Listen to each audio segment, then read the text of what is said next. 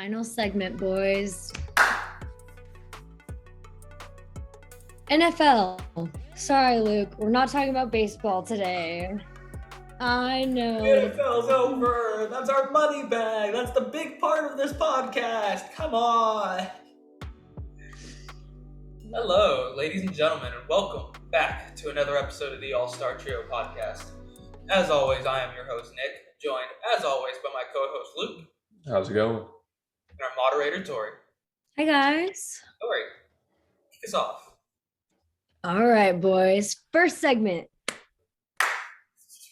NBA. Let's get right into it. 3 best teams in the East. Go. Luke, what's your number one? Well, right now, I think the best team in the East is the team that's ranked number 1 in the Heat. Not much to say there. They've had an incredible season. It's just kind of, they're the team to beat. I'm going to disagree with you. My number one team is the Bucks. They're big three to have played one game together this year. That being said, they're still only 2.5 games out of first. Middleton and Holiday have been injured in and out of lineup. Consistently, Giannis has been there. Giannis is currently bouncing between that second or third in MVP. He's up there for Defensive Player of the Year again. He leads the league in scoring. I think the Bucks, fully healthy, are the number one team. They play great defense. They're very solid offensively. They just need to get healthy and get their guys together because guys like Grayson Allen are having a breakout season despite him being ejected and in so much trouble with the league because he's apparently a dirty player. But guys like Grayson Allen, Bobby Portis, they're all stepping up. Brooke Lopez has been injured all year. Drew Holiday's on injured. Middleton's been getting hurt on and off. Yep. I think this team is the team to beat. Back-to-back champs, they're going to bring it back. That's fair. I kind of figured you would go with the Bucks for at least one of the spots, but for a second team, I was actually torn between going with the Bulls and the Bucks because, like you said, the Bucks have the chance to be really good if all three of their guys come back. But I put down the Bulls just because the Bucks haven't been there yet, although I think they can be. For now, I put down the Bulls. Granted, I think if any of my 3 teams would, kind of get upset in this idea of a ranking, I'd say it might be Chicago. But I could definitely see the Bucks coming and taking this spot. Giannis is just so good. My number 2 team is the 76ers. I think James Harden they just got beat by Boston. They got beat out without James Harden. James Harden and Joel Embiid are going to be really, really good together. They're going to be a very, very good duo. Joel Embiid's learning how to do a step back, which is going to be dangerous. Imagine a 7-footer stepping back on you. Jeez, yeah, and getting blocked immediately. He did that game. The next game, he whipped it out and nailed it from mid-range, I think. He's improving. He's getting better. But anyway, James Harden's going to come back. He's going to be that primary guy. Tyrese Maxey's really good. They managed to keep Matisse Thybulle, who's amazing defensively. Danny Green comes off the bench. He might even be part of the starting lineup from time to time if we need a knockdown shooter. Tobias Harris is still good. Joel Embiid is he's the current runner for MVP right now, which, if we remember, I did say that at the beginning of the season. Just going to subtly plug that in that I was right. Anyway. But yeah, I think the 76ers are going to be really good. Once they get James Harden in, they start getting some chemistry going. You might say Tyrese Maxey and James Harden aren't great defensively. Well, that's fine. Matisse Thybulle guards whoever the heck he needs to. And then James Harden can move down to guarding the 3, and Maxey can move to guard the 2. So I think the team's very well put together. I think it's very well made. And I think it has the star power to be that team. And I think they can do really good. Okay, I can see that too, but the problem with the 76ers is that move came really, really recently. And like you said, when Boston beat them, Harden wasn't even on the court. So personally, I haven't seen that team gel yet. I haven't seen it produce what it's supposed to produce. I don't know what you're talking about. The 76ers are like a game and a half back of first place in the East. They're still above teams like the Celtics and that. That's true. They are because they're not. Joel Embiid is really good. I'm saying with Harden on the team. True. Right. I haven't I don't know if he's played for them recently. I haven't watched the 76ers, but at least against the Celtics, what I saw is if they don't have Embiid and Harden on the floor at the same time, they're at risk losing big games that they need to win. Fair enough. So my last team is the Celtics. Didn't the Celtics just lose to Detroit? I don't remember who it was, but they did lose. They went 9-1 in their last 10, which is the best last 10 record in the East. So hey, I'll take it. But yeah, the Celtics are my third team. They're like I told you they would be fine at the beginning of all this, and they're finally showing signs of the team they're supposed to be. Their coach, incredible learning curve. He's doing great things in this recent stretch. All three of their big three, Marcus, Jalen, Jason, getting my J's mixed up. They're all playing really well. They've got guys like Robert Williams III. They've got guys that are just on right now. They're on fire. I'll take this team and ride them all the way, man. Awesome for life. I feel like this happens every year with the Celtics. They start off slow, they build up this big thing to make everyone think they're a top team, and then they blow it the last few games and in the playoffs. Sure, So push that narrative, Philadelphia fan. You push that narrative. For that reason, I'm not going to boost with Boston. My third team is Brooklyn, the Brooklyn Nets. Despite everything that's been going on, they're kind of struggling right now. People want to give up on them. KD hasn't been playing. Kyrie still plays half the time. And they did get Ben Simmons, who, as much as I hate the guy as a person, as a player, he's still a very good player. He doesn't improve at the level that you want, but at the same time, he's still great in the low post. He's still very, very good defensively. And he's still a really good guy all around the court. He can pass, he can rebound, he can put up a good 15 points if he needs to, if he ever feels like it, which who knows, but he won't need to. Kevin Durant will go out there and help space. Kyrie's in to be able to move into that pure playmaker spot. We hope.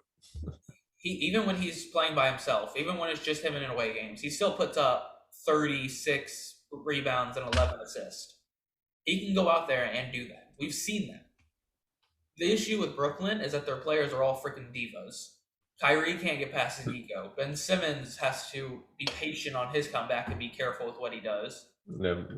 His something funny. His time to come back, everyone thinks he's gonna be around like 10 days after the All-Star break. About 12 days after the All-Star break, they play the 76ers. I saw this. For him to have a return in one of his first couple of games back, which is going to be hilarious if that does happen. I might actually watch that game. But yeah, those are my top three teams: the Bucks, the 76ers, and Brooklyn. Where's the Heat? Where's Chicago? The Heat can't stay healthy. They keep getting hurt. On top of that, I'm just not all that excited about their offense. They play great defense. I feel like their offense is kind of lax. They really don't have the shooting outside of Duncan Robinson and Tyler Hero. Kyle Lowry can sometimes shoot well, but I'll admit they're in that 1 seed. But I think they're a lot like the Utah Jazz last year, where it was stifling defense, good 3-point shooting, but then they got to the playoffs and they just didn't have enough. And then with Chicago, I want to hold out on Chicago. I've kind of been big on them for a long time, and I'm going to hold out that they're going to be good. I still think that something's going to happen, and for some reason, I just don't have 100% trust in that team. Zach LaVine's going to be hurt. Who knows what he's coming back with? DeMar's been playing amazing, but again, DeMar doesn't shoot threes. Lonzo Ball has been injured a lot lately. Vucevic is not playing like Vucevic usually plays like. It's just, there's so many question marks on teams like the Heat and the Bulls. It's like, will these guys play like this? When we look at the Bucks, we know Giannis is going to play well. We look at Brooklyn, we know Kevin Durant is going to play well. We look at the 76ers, we know Joel Embiid is going to play well. So it just comes down to a lot of questions versus a lot of no's. And I'm going to go with the no's and go with the Bucks, the 76ers, and Brooklyn. Right, I can see where you're coming from with teams like Chicago and Miami. Yeah. But the reason I chose them over teams like the Bucks is because even though Giannis has been carrying the Bucks, the Bulls and the Heat have kind of through this first stretch of the season, they've kind of proven why they're number one and number two, despite these question marks. And for now, I'm appreciating that. And the reason I didn't go with Brooklyn is because I legitimately think there's not much that can fix Brooklyn at this point. I really don't think the Nets are going to be the team they want to be at the end of the year, even now, even after getting Harden out and getting Ben Simmons and Seth Curry and these guys in.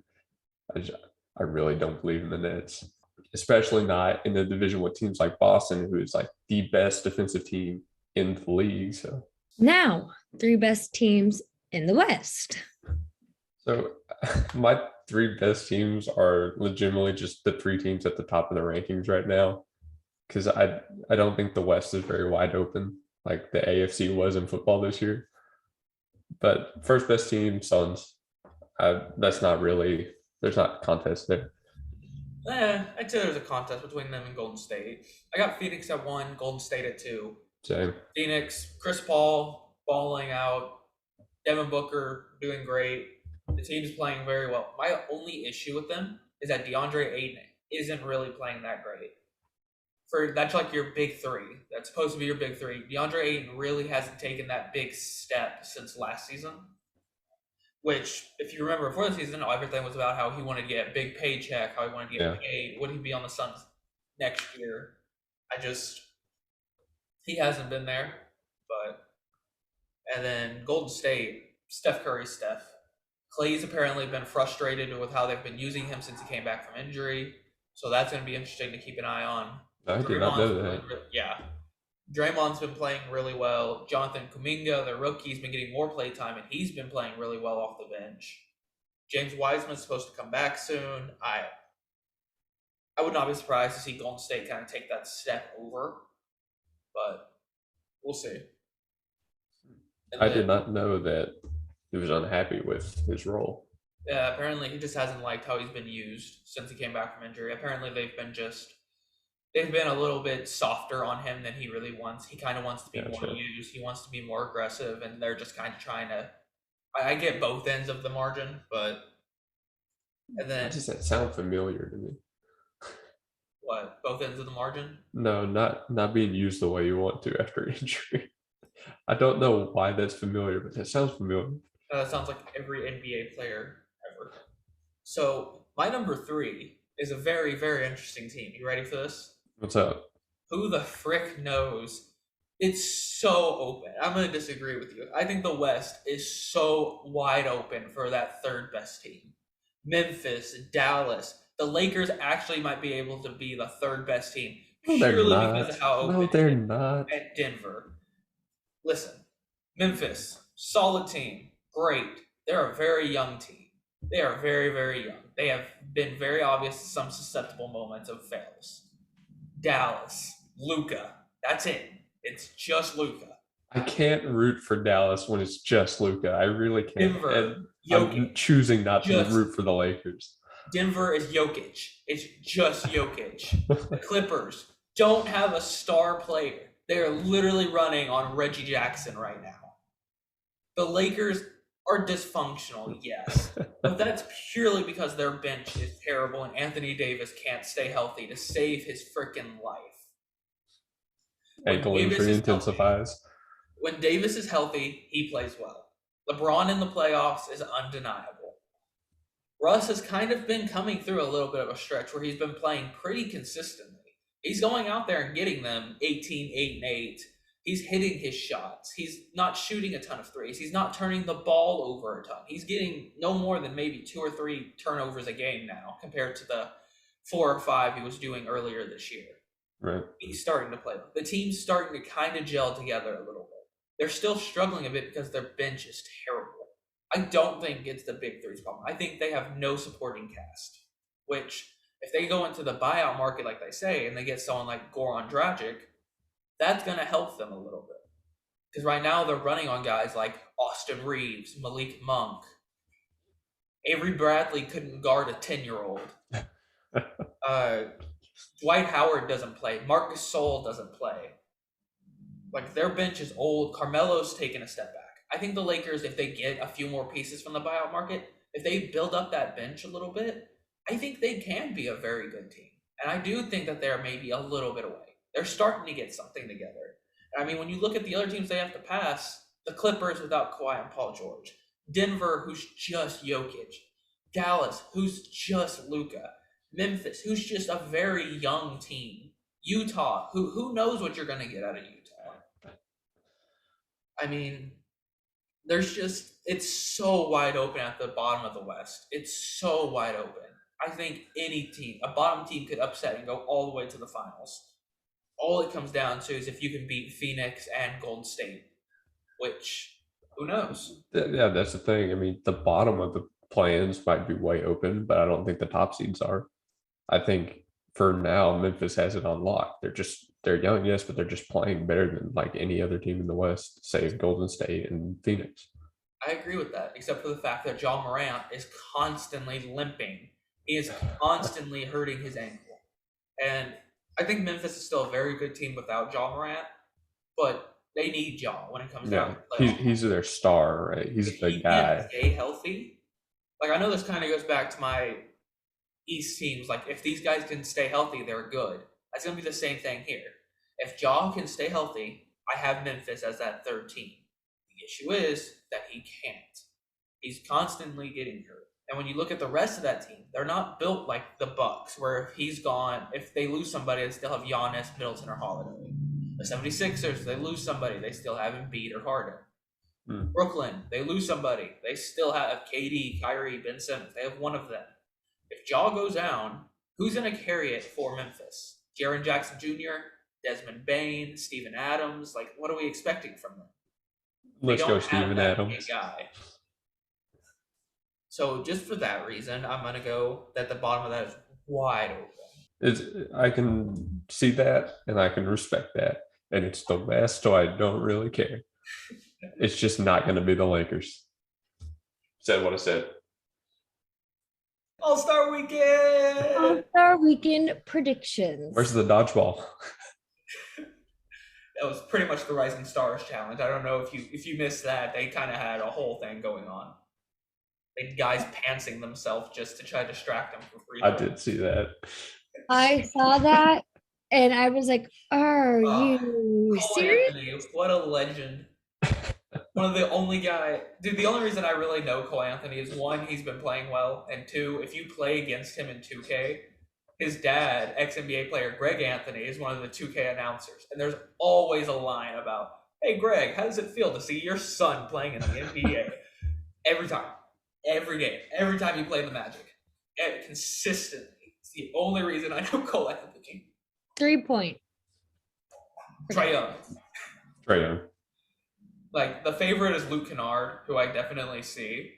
But I feel like this kind of thing is kind of made for a guy like Trae Young, a speedy guy who can kind of get his shots up quick and move around. I wouldn't be surprised to see someone like Luke Kennard pull it off, but neither one of the Currys are there, so they're gone. Klay Thompson isn't playing.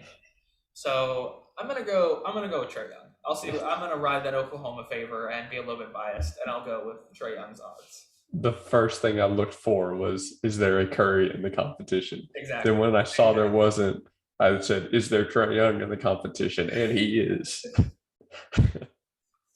Skills challenge. Team Cavs, let's go. I'm going Team Rooks. Fair enough, but I'm going to go with the Cavs chemistry. I'm going to go with Jared Allen. I'm going to go with Darius Garland.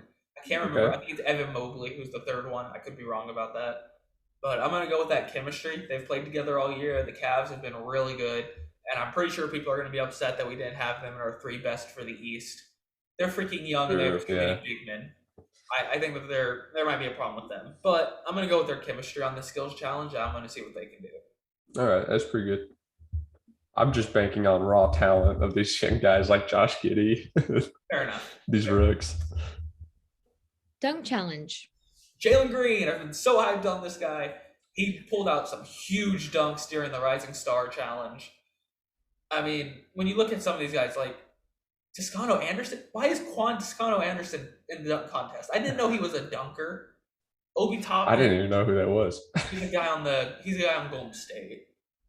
Jalen Green, it's him and Obi Toppin, I think, are really the two guys. I can't even remember who the fourth guy is right now. I think it's Cole Anthony. I don't think Cole Anthony has that kind of hops. I don't remember. I went with Obi Toppin for this one. He was last year's runner-up. I think there's ever a chance for him to get it. See, I thought that too, but the dunk contest tends to lean towards guards because it's way more entertaining to see those little guys get up there. So I think purely just for that reason, just for the guard bias, I'm going to go Jalen Green. And I also think Jalen Green has some way flashier dunks than what Obi Toppin can pull out. But Maybe. We'll see who jumps 20 feet in the air first. They'll win. I don't know about that. Aaron Gordon couldn't beat Zach LaVine, and he literally jumped out the building. Team LeBron or Team Durant? Team LeBron is just so much better. Team Durant was so like when Durant went in with this, he kind of was like, I'm gonna pick my favorites. I'm gonna avoid this guy and this guy, like Harden. LeBron was just like, I'm just gonna take the best guy there. So I think Team LeBron is just made better, but it kind of just depends on who goes in with more effort. I also think Team LeBron is healthier because like Kevin Durant's not gonna play. That's huge. Harden won't play for Team LeBron, but they replaced him with DeJounte Murray, I think, and that's a pretty darn good replacement. Yeah. So Team LeBron has a lot more hard carries, in my opinion. I mean, they've got Giannis, hard carry for the Bucks, Jokic, hard carry for the Nuggets. DeMar DeRozan is basically carrying the Bulls. LeBron James might as well be carrying the Lakers when he's healthy. And then Steph, like, this team is built to win. This is the kind of team that can only come around in an all-star game. Despite, having... I'd be careful with that. The NBA is kind of going towards more teams. We might see something like this in the regular season at this point. I hope not. But despite having, Jason Tatum and Trae Young and a bunch of guys on the West team, Team Durant team, I don't know. I think LeBron's going to pull this one out. All right, guys. Next segment. College basketball. We're only talking about one topic because this is a long topic, but let's talk about the top 10 teams. Holy crap, we're talking about a college sport and it's not football? Nick actually put Dang it. I was hoping it was baseball. Man. Luke spent a whole afternoon with a full page of notes for the baseball because Luke was way too excited about baseball. Wrong sport. Thought we were talking about baseball, man. What can I say? I mean, it's a great sport, but we're not there yet, Luke. No MLB? What else are we supposed to talk about? Why do you think I had to put college basketball? Well, look, if you're looking at the top 10 of basketball rankings, right, a lot of these names are familiar and you expect them to be there. Zaga, Duke, Nova, Kansas. Sorry. Number one is Gonzaga. Top Go. Give me your Chet Holcomb is one of the guys that's right there as that number one pick. 15 points, 9.6 rebounds, over 3 blocks a game. It's a big guy. He is very tall. It's weird because Gonzaga is always good, but Gonzaga usually only has like one or two guys that are like top picks, and it's usually like a top 15. Chet Holcomb is like the suspected number one pick this year. I'm kind of excited for him. I think he's played very well this season. He's been great defensively. He's a great big guy. We'll see how he goes. I mean, like I said, Zaga is one of the teams you kind of always expect to be up there, no matter what. They're just a basketball school, but they're almost completely undefeated. They are an impressive team on all aspects. Second team on the list, Auburn. With their arguably top 3 pick, Jabari Smith, 16 points, 7 rebounds, over 40% from both the field goal and 3. Man's a knockdown shooter. There's nothing else you can say. Third, Arizona. Benedict Mathurin, however you say this last name, apologies. 17 points, 6 rebounds, arguably a top 10 pick. What you're going to notice with a lot of these top teams is there's always like a top draft pick, a top player, which is going to be very interesting. I kind of look at college basketball more towards draft, so I'm apologizing if I'm not like talking big on the teams. No, I get it. But whenever I look at up these teams, there's never any like big stat that stands out to you. Like none of them are like top 5 defense, top 5 offense. They're all generally the same of they average 70 plus points and allow 60 plus points. What you notice is like all these teams are about the same. They all average over 70 points. They all allow over 60. They're all top 30 in rebounds, top 30 in assists. None of them really have any big stats to stand out. What you do notice is that they all start having top level players. They have a top 10 pick. They have an arguable top 3 pick. Like when you look at these top 3 teams, they're all top 10 picks. 2 of them are arguably top 3 picks. So when I look at college basketball, I tend to lean towards the players than the actual teams because it's always middle of the ground when it comes to the teams. I think it's funny how like in the college scene, it's like you're breeding picks, not teams, right? You're breeding top picks, not a top team per se. No, college didn't give you money until recently. The NBA does. Yeah. And with the NBA, you can be a one and done. You only have to play one season and then you can go play pro. Like you don't even have to do that now. People are going to the G League now. Like top picks are now G League prospects. Yep. You just get paid. You don't have to go to school. You don't have to pay a ton of money to be in a college sport. As far as Arizona goes, they've kind of been known as like a little bit of the punching bag of the NCAA.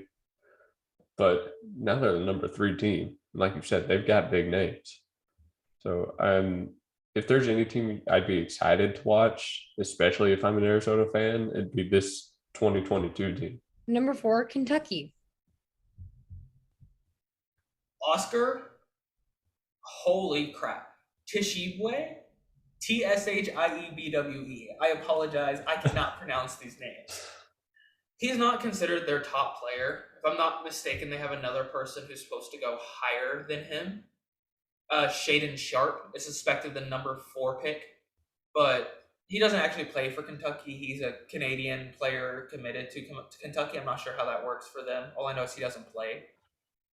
But I really wanted to mention this guy because he averages 16 points and 15 rebounds a game. Like, that's crazy. 15 rebounds.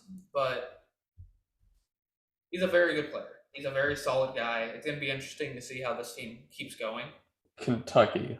I need you to keep talking. I accidentally closed out of my notes. That's why I was kind of like, So Kentucky, right? Today, what's that? Today the 19th? Yes. Yes. Today they're hosting Alabama, and apparently they're going to be down more than a few players, including like starting point guard, possibly a starting shooting guard. I think they got a good way to win this game if they only are down like 1, maybe 2 players that's not a star. But they're apparently going to be missing Washington and Toppin both, which would be a huge blow to this team. I thought Washington Jr. is going to be a big loss. He's 12 points, 4 assists. That's their 2 guard. Yeah. Injuries are tough, that's for sure. But for what Kentucky has proven the season so far, I mean, they're the number 4 for a reason. So when these guys are healthy, they're a team to watch out for. You got to be scared. They're like Memphis. It's like you got to be scared of playing this team, even though they're not the number 1 seed. Number 5, Purdue. Jaden Ivey, the 3rd member of that big top 3 trio. Guy's averaging 17 points, 5 rebounds, 3 assists. He's a very solid player. He's going to be interesting. He plays very well. He's a really good guard. It's very interesting to see. I really like looking at some of these young players and being like, oh, so-and-so does this. But besides him, this team is just really solid defensively. They have a lot of guys that average over a steal or over a block a game, which is good because they kind of drop off. They're not big stats. Like 7.6 rebounds leads the team. 3.4 assists leads the team. They're not a big passing team as far as I can tell. They just have a lot of guys that average 3 or 4 assists, that average 1 or 2 steals, 2 or 3 blocks. They just have a lot of all-around guys who play well together. So for Purdue, what I actually want to mention is their assistant coaches, because these guys have come from all around the league and they've been huge assets to this program. Matt Painter, their head coach, has gone on record saying that these guys are assets and they're doing a great job bringing in fresh ideas to what Purdue was already doing. I think when you have a coaching staff like that, as well as the players they've got, this is a very dangerous team that's going to keep doing well this season. Number 6, Kansas. Stick to basketball, Kansas. Stick to basketball. I hate that I was thinking the same thing. All right. One of the things I will mention, I said most of these teams are like top 30 and something. They're all the same. Kansas is 7th in collegiate sports in field goals as a team. I will mention that team stat for them because that's big for them. They do not miss shots. They make sure they get their shots up and they get them in. Oche Ajabi? God, these names. Almost 20 points a game, and in college, that's really impressive to average almost 20 points a game. He's averaging at 19.9 points per game, literally 0.1 point off. This team scores so well. They have so many guys over 50% from the field goal. Oh my God, I'm looking at some of these shooting numbers now. I looked at them yesterday and didn't really think about it. They don't shoot the 3 ball as well as you'd maybe like. They're kind of everywhere there besides Abjabi. He's averaging 43% from 3. Holy crap. Oche Abjabi's averaging 50% from the field goal and 40% from 3. That is Steph Curry numbers type thing. That is really darn impressive. This team just doesn't miss their shots. They take very smart plays. They're very good. As much as I hate Kansas, they're always here. So that is very, very true. Very true. The Kansas has a lot of younger players and kind of like supporting players that are worth calling out because they're a big part of this team too. When you've got guys like Joseph Yusufu, I think, and your freshman forward Zach Clements, these guys are becoming key parts, right? I think that's really what's making this team great is they've got amazing shooting around the team, but they've also got these supporting guys that are doing their job and helping Kansas win. That's why they stick to basketball. Number 7, Baylor. Baylor's defensive stats as a team never really pop out on paper. Like whenever you look up their defensive stats, it's never anything crazy. But when you watch them play, you realize just how strong they are defensively. They play mean. They play strong defense. My thing with them is they're very good. They have a lot of consistent scoring all around. They have a lot of guys that are average. They have 3 guys averaging 13 points and 2 guys averaging 9, 2 guys averaging 8. Like they just have all around guys who they kind of just play everywhere. They don't really have a big star player. They just have a very well coached team, and that's what I think is gonna be really good for Baylor if they want to repeat like they did last year. Right, I got you.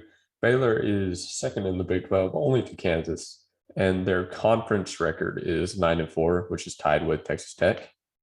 I'm pretty sure Baylor lost to Oklahoma, didn't they? No, they did not. Back in January, they won. It was they beat us 84-74.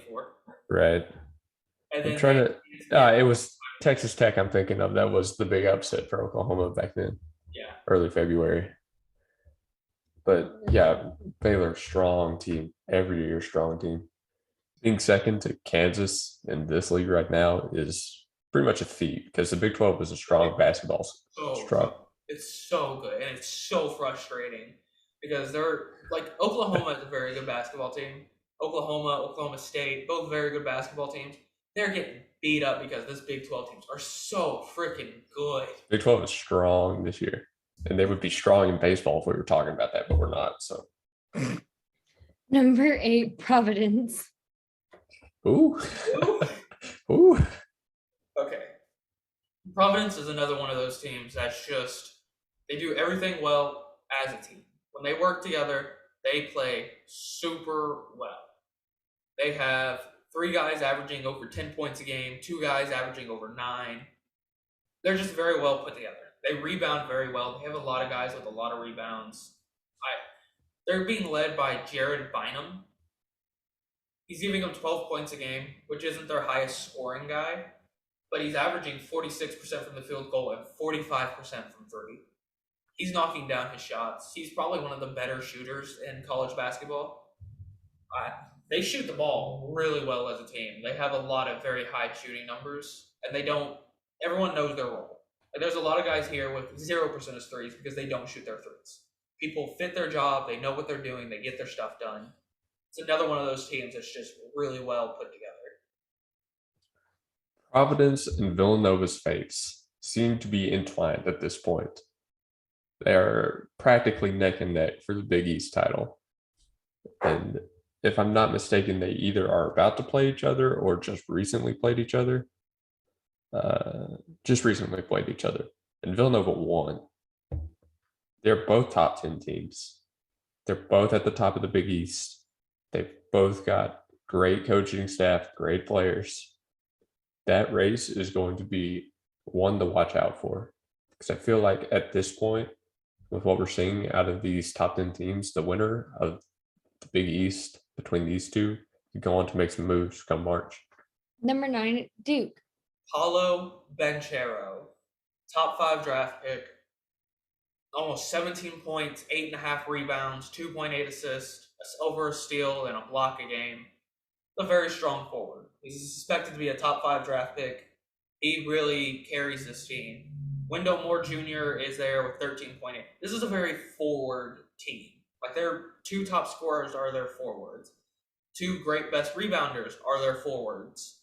They're a very good, they're a big team. They play through their bigs very, very well. And I think that's kind of what helps them. Banchero, Wendell Moore, Mark Williams, their centers, 4th in the team. The only guy that stops their forwards and center from being the top 3 scorers is their guard, Trevor Keels. And he only averages about a point more than their center. They play through their bigs and it works, and I think that's going to help them a lot because they have some top forward potential. So Duke, who would have guessed Duke's top 10? Crazy, but yeah, I like what you said about them playing through their forwards, big men. I think that's pretty true for this team, and yeah, they're making it work. 22-4 overall, 14-2 at home. That's pretty good. Top of the Atlantic Coast, yeah, that's pretty good. And finally, ending our discussion today in the NCAA, number 10, Villanova. Colin Gillespie. I think I said that name right. 17 points per game, 46 from the field, 44 from 3, and 92% from the field goal. This is arguably one of the best shooters in college sports, especially as a volume matter. 17 points shooting this well is crazy, especially this is unlike Duke. They play through their guards. Their 2 top scorers are their guards. They play through Colin Gillespie and Justin Moore. They play very well through them. This is another one of those teams where nothing crazy on the stat sheet, but they're 2nd in the Big East, which I'm not sure if I'm crazy about the Big East as teams overall. It's kind of really just kind of, and then it drops off to yeah.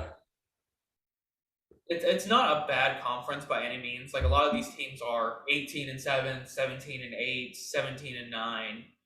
But when you just look at the heaviness that is the top, where it's 21-3 and 20-6, I'm not sure how impressed I am with the Big East. But top teams, top players. Yep. Whatever you think, they've got 2 top 10 teams right now, and I'm pretty sure they have more that are ranked. But Villanova's next game is against the bottom of that conference, Georgetown. Ooh. They should be riding the high off the Providence win to this one and probably through Connecticut until they play Providence again. That March 1st game against Providence will be the game that makes or breaks Villanova. That will be the game that either gives them the conference or just crushes their hopes. Final segment, boys. NFL. Sorry, Luke. We're not talking about baseball today. I know. NFL's over. That's our money bag. That's the big part of this podcast. Come on. Let's talk about the Super Bowl. Holy cow. What a game. Okay. Stafford, 283 yards, 3 touchdowns, 2 picks. Joe Burrow, 263 yards and a touchdown. I did say that I thought Matthew Stafford would outduel Burrow. Like, you can say what you want about the interceptions. He had more yards. He had more touchdowns. I think Stafford was the better quarterback by far, including that game-winning drive. Huge. Especially that game-winning drive.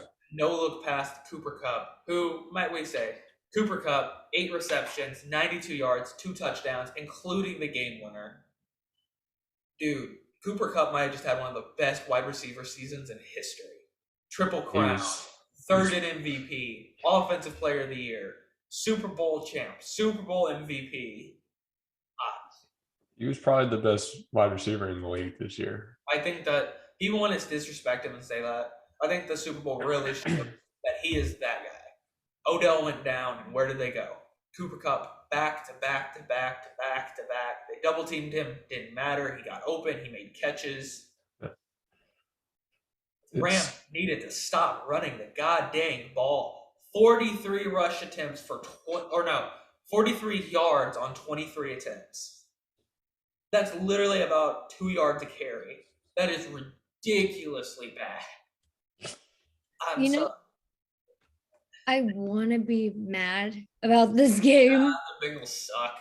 But it was such a good game that I really can't be mad. Like, I think we really saw how much better of a coach Sean McVay is as the game got further on. Because at the beginning of the game, there wasn't much pressure. Aaron Donald wasn't getting there. They were doing great double teaming him because they weren't building up pressure. Later in the game, Von Miller got more involved. They started using Von Miller better. They started loading the line a little bit more so Aaron Donald could start getting more one-on-ones. And Aaron Donald got back there, including the game-winning sack. He had 2 sacks. He got better as the game went on. I said this during the game, that T. Higgins was going to have a huge game. Higgins had 100 yards on 2 receptions, on 2 touchdowns. I will say, though, 70 of those yards came off the no call. That was horrible. Man, that was pretty bad. Yanked Jalen Ramsey's head all the way around. Got away with it. My thing about this is people who complain that this game was decided by the refs and the refs blew the game for the Bengals. Bengals had their chances. They had that game-winning drive at the end of the game. They could not block Aaron Donald. They could not give that game-winning drive. Jamar Chase was wide open. On the other side of the field, Samaje Perine on the flat was wide open. Jamar Chase knocked down Jalen Ramsey. He was gone on the go. The issue was, by the time that opened, Joe Burrow was on the ground. He was sacked already.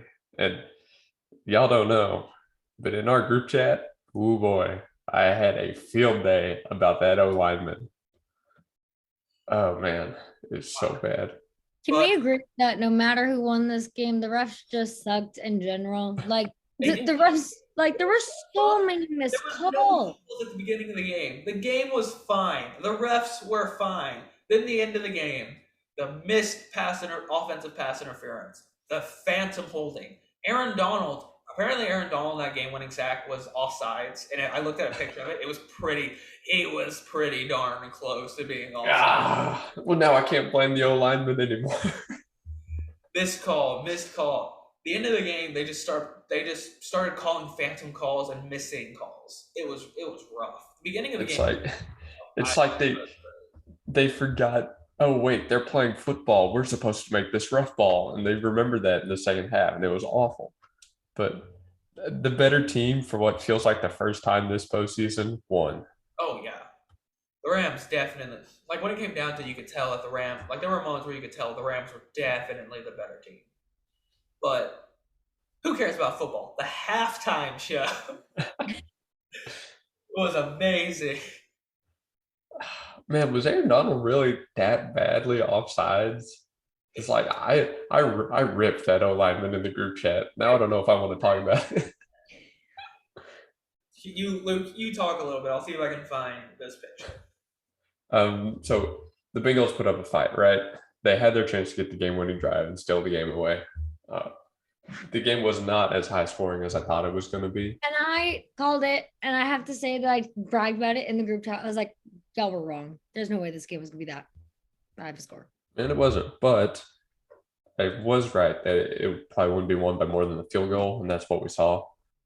So that's just contributing to high-powered offenses playing each other in the Super Bowl. Those games are going to be close, just about 8 times out of 10, 9 times out of 10. So it was a great game. It didn't go the way I thought it was going to go with the Bengals winning, but the better team won. LA was star-studded. Who knows what the Rams are going to be next year. That's the problem, though. I don't know what the Rams are going to be next year. And I can probably say 90% the Bengals aren't going to be what they were this year next year. The Bengals are not going to come back. I don't think they will. This was their year. Everything went right for them. The division was super beat up. I don't think the Bengals will be back next year. The AFC is just way too stacked. I'm sorry, you can't say this was their year if the entire time you're like doubting that they could even win. That's the reason why it was their year. Nobody thought they would do it. They made it there. They got super lucky. The Browns are going to be healthy next year. The Ravens are going to have Lamar back. Pittsburgh is going to have a competent quarterback, whether it be a rookie or a free agent. Those teams are going to get better in their division, and they're going to have to compete. And then on top of that, the Chiefs are going to get better. Aaron Rodgers might go to the Broncos. The Broncos are going to be better. The Raiders are going to be able to put something together, maybe. Like the Why AFC, not? the Chargers are going to build up their defense. Like when you look at the AFC and just how tough it is, this was the year they needed, and they couldn't do it. Luke, I sent the picture to the group chat if you wanted to look at it, at how bad Aaron Donald's. Like I found this photo and it looks really, really bad. Okay, hold on. I'm pulling it up. Holy. Did his glove just blend in with the NFL logo, or? Well, you got to remember Wow. that middle line, Luke. That line was for the TV, but yeah, Wow. he was. He's so offside. Really offside. Dude, I ripped that O line. I was like, "How do you get beat that bad? Your hands aren't even on him. You're on your back feet." That O line was pretty bad. That O lineman was still pretty bad, but maybe that's a talk for another day. That is a really bad missed call. That would have given him a first down if that was called. Like, yeah. Which, by the way, I want to talk. I think penalties that are like, if it's 3rd and 10 and it's a 5-yard penalty, it should not be an automatic first down. That's so stupid. I hate those calls. I hate that that's a rule, but whatever. Tori. Is Stafford a Hall of Famer? no. Not yet. If he has another season like that. See, what people want to point to is he doesn't have Pro Bowls. He doesn't have All Pros. Pro Bowls are fan vote. That's literally like a fan popularity thing. That's why guys like Andrew Luck have 6 freaking Pro Bowls. And you cannot admit, you look at some of Stafford's seasons, he was snubbed for All Pro games consistently. Like consistently snubbed year after year after year. He's 12th in most passing categories. I think if he works his way into top 10, he wins another Super Bowl. He gets a Super Bowl MVP maybe. He ends up with 2 Super Bowls, having more than guys like Aaron Rodgers. He gets up there in the top 10 all time for stats. I think he's an Hall of Famer. Well, that's a problem. Yeah, that's a problem. He's got to work his way in right now, and who knows how many years he has left to do that, especially on a good team. Because there's a lot of big guys retiring. Probably going to be a lot going their separate ways from this LA team this year. Is Matthew Stafford a Hall of Famer right now? No, he's not. He's a good player, but the Hall of Fame doesn't make a good player. He's not a Hall of Famer. He's just not. If he wins another Super Bowl, if he has incredible regular seasons like guys like Rodgers do, maybe he does. But no accolades. 1 Super Bowl is impressive. That is very impressive. But he's just kind of wasted in Detroit for so long.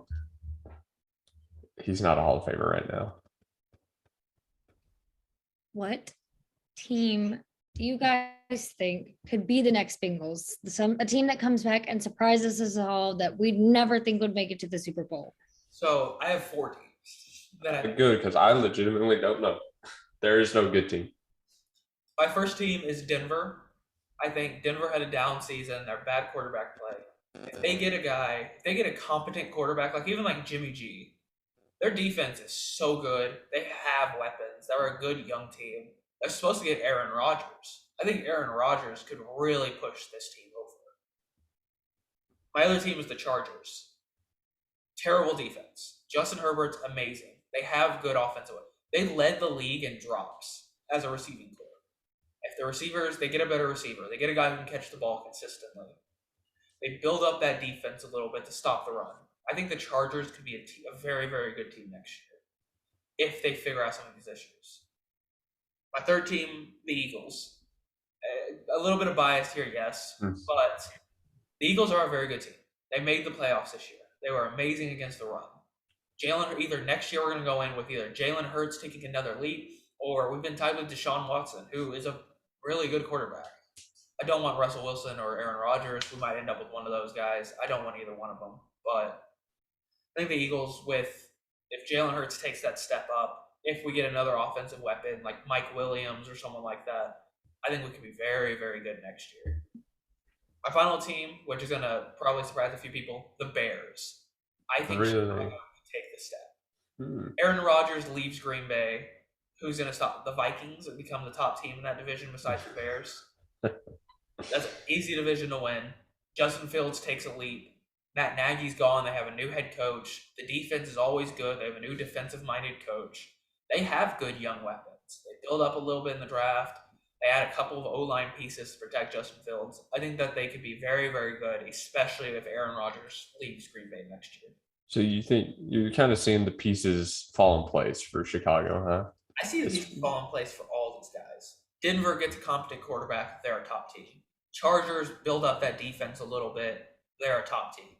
The Eagles, they just need some of their young players to step up, take a leap next year. It can happen. That can make stuff come together. The Bears, new head coach, couple more pieces. Aaron Rodgers leaving. There's just so many things. Like, you can say, oh, you need all these little things to go right. That's what happened with the Bengals. Baker Mayfield, hurt. The Ravens, literally a freaking medical clinic most of the season. Yeah. The Steelers, Big Ben regressed so much. The O-line regressed so much. The defense took a step down. There were so many little things that worked out perfectly for the Bengals to win their division. And then they went to the playoffs. Who did they play? They played the Raiders, team falling apart. They played Ryan Tannehill and the Titans with an injured Derrick Henry. Tannehill handed away the game. They just played an inept Tannehill, let's be honest. And then the Chiefs, let's be honest, that was probably their only really good game, was against the Chiefs. And then they went to the Super Bowl and they lost. There's not, like, everything went right for the Bengals. Everything went right. That just has to happen with some of these other teams. That's all it takes. I have to say, I feel like there's a lot up in the air with all the new hires, coaches, and I feel like there's so much potential in so many areas that I honestly wouldn't even know who to say that would surprise. Obviously they're like lower teams, but do they really have a shot? So I think that there's a lot up in the air for this next season.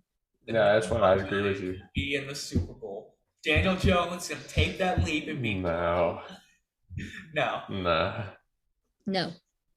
Like Dallas and Philadelphia will be in the playoffs again next season. I don't think there's much of an argument to that. If there was a team that wasn't in there this year that I think can make it, I would have to agree with the Chargers. They're kind of the poster child of right there. So there's no good team in the league. Let's be honest, there's not. The LA had to buy a good team. So next year, we'll see. I didn't write anybody down because I legitimately think, who knows? I agree with Luke. There's just way too much up in the air. All right. Thank you, ladies and gentlemen, for listening to another episode of the All-Star Trio podcast. You can find us everywhere, Spotify and iHeart. That's everywhere. You can follow us on all of our socials and check out the YouTube if for some reason you want to see what we actually look like. Which weird. Why would you want to see that? I got a good sunburn. Y'all want to see this one? And see you next time. Like, follow, subscribe. Peace. One day baseball. One day. No. Podcast.